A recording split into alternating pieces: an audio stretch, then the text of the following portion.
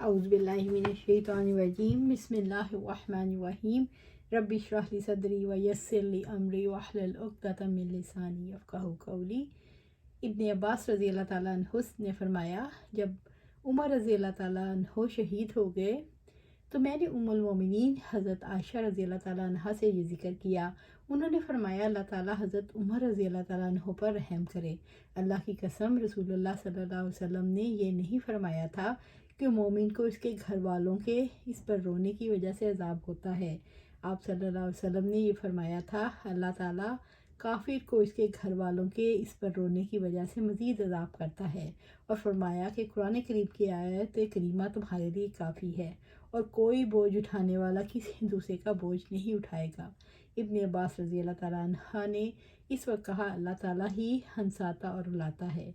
हज़रत इब्न अबी मलाइका ने कहा, अल्लाह की कसम, हज़रत इब्न उमर रज़ी अल्लाह ताला अन्हा ने इस वक्त कुछ न कहा। हज़रत अमरा बिन अब्दुर्रहमान से रवायत है, उन्होंने कहा, मैंने नबी सल्लल्लाहु अलैहि वसल्लम की ज़ौजा महतरमा आयशा रज़ी अल्लाह ताला अन्हा को ये फरमाते हुए सुना, आप सल्लल्लाहु अलैहि वसल्लम एक यहूदिया औरत के पास से गुज़रे जबकि उसके घर वाले उस पर रो रहे थे। आपने फरमाया, तो उस पर रो रहे हैं, हालांकि इसे कब्र में अज़ाब दिया जा रहा है।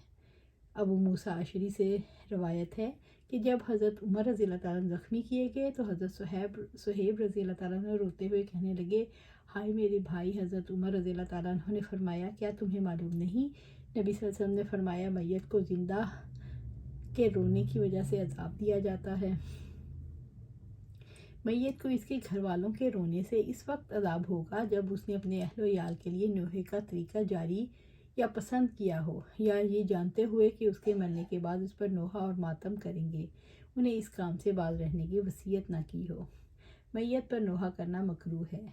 उमर रज़ी अल्लाह ताला अन्हु बयान करते हैं, इन औरतों को छोड़ दो। वह हज़रत अबू सुलेमान खालिद बिन वलीद रज़ी अल्लाह ताला अन्हु पर रोईं जब तक नका और ललका ना हो।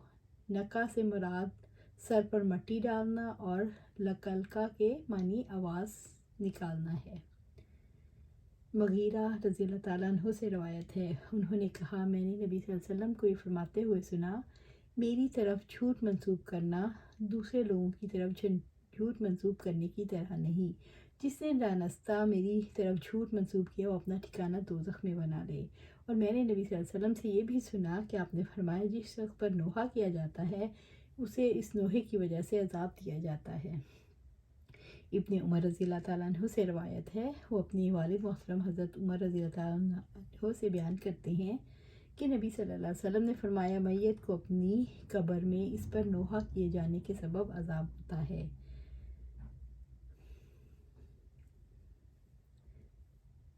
बिला अनवान जाबर बिन अब्दुल्ला रज़ी अल्लाह ताला से रवायत है, उन्होंने फरमाया, मेरे वालिद गिरामी को उहद के दिन इस हालत में लाया गया कि उनका मसला किया गया। उन्हें रसूलुल्लाह सल्लल्लाहु अलैहि वसल्लम के सामने रखकर कपड़े से ढांप दिया गया। मैं इस इरादे से इनके करीब गया कि उनके चेहरे से कपड़ा हटाऊं, लेकिन मेरी कौम ने मुझे मना कर दिया। मैं दोबारा उनके पास गया ताकि कपड़ा उठाऊं, फिर मुझे मना कर दिया।